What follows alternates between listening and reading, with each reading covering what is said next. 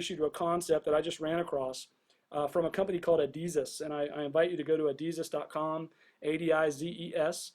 This is a company that's been studying growth stages or life stages in corporations for many, many years. Good consulting company.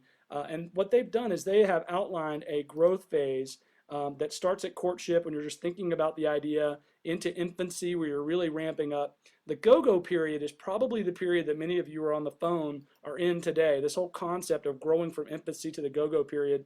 Typically in the natural product space, I've seen this anywhere from 1 million in sales to 15, 20, sometimes 25 million in sales.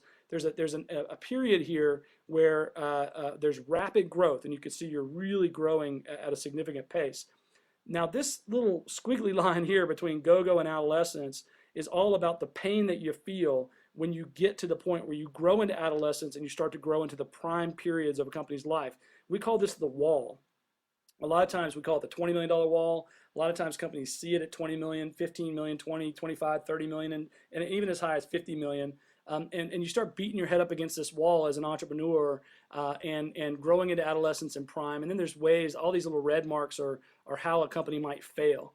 So in this period between go-go and adolescence, a lot of time you get an unfulfilled entrepreneur or premature aging, you kind of outgrow yourself. So you could study all that, but this period right here in the middle is what I really wanted to key in here, and we call this the wall.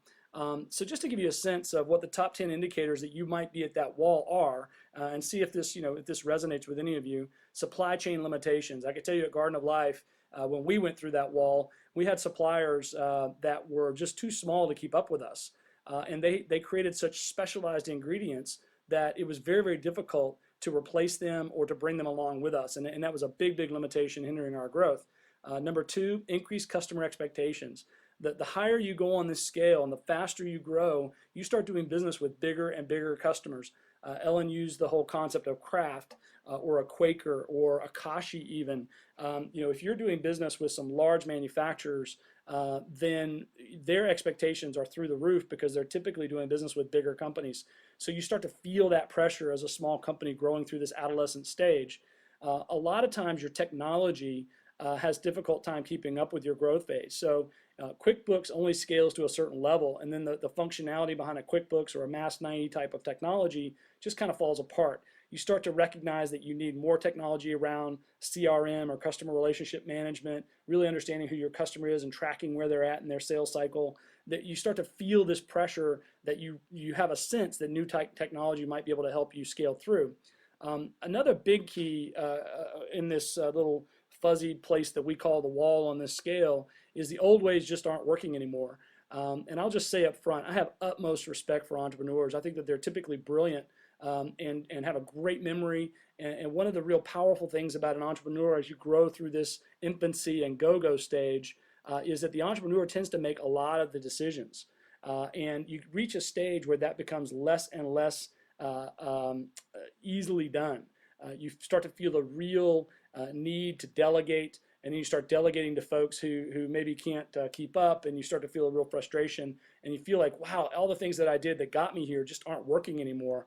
And that's a real sign that you're reaching this wall stage. Another big sign or indicator is you've got stress across your organization. If you're starting to feel stress and problems, and it's just not as fun as it used to be, and there's a lot of conflict in meetings, and you've got associates who are just unpleasant or not feeling good about where the organization's going, that's another indicator that you might be reaching this wall. The sixth one on here is increased employee expectations. And what I mean by that is when you reach a certain scale, employees start expecting a higher level of benefit. They start expecting a certain level of pay, commensurate with the pay scale that they might get at another company, even a bigger company. And you start to feel this pressure from the employees. I'd like to have performance reviews, please. When you're in this go-go phase of growth, performance reviews aren't all that important. As soon as you start hitting the wall and you start getting bigger and there's more leadership and there's more layers of management, performance reviews, associate handbooks, all these things take on increased importance, and you start to feel that from your employees. They expect more from the company. Number 7 is a time for new skills, and that's what I alluded to earlier.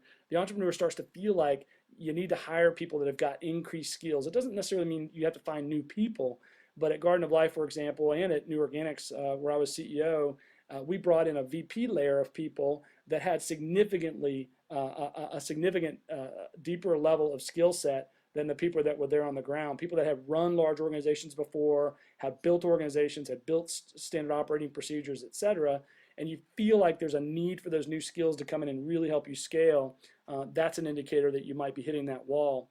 Number 8 is a need for capital. A lot of times people that hit the $10, $15 million mark, $20 million mark, feel like they need to go out and raise $5 million to be able to scale that wall. The italicized portion here is very, very important. When you reach out for the first time as an entrepreneur, for example, to get new capital, it comes with a lot of baggage. And a lot of the baggage relates back to indicators 1 through 7 here. It's time to fix those problems when you bring on new capital, and the expectation from that new capital source, even if it's a bank, even if it's private equity or venture capital or Uncle Joe, the expectation is going to come with that capital is that you're well on your way to fixing these problems 1 through 7. Number 9, we also typically see ownership conflict. When you're in the go-go phase and you're growing straight up, cash covers a lot of sins. And when you start to hit this wall and you start to feel the pain that comes from this wall, a lot of times if you've got partners at the highest levels of ownership, you start to feel some conflict. I'd really like to grow through the wall. Someone else might say, I kind of like where we're at now. I don't want to spend a lot of money. I'd rather just keep making some profit. So handling that conflict that arises at this wall is also very important. And last but not least, I said jokingly here, plan, what plan? You start getting a lot of questions about your plan. And in the go-go phase, plan's not all that important because you've got customers who are buying your product and you're just flying and you're growing and all is well. When you start to hit that wall, though, the expectation level from customers demands that you prioritize.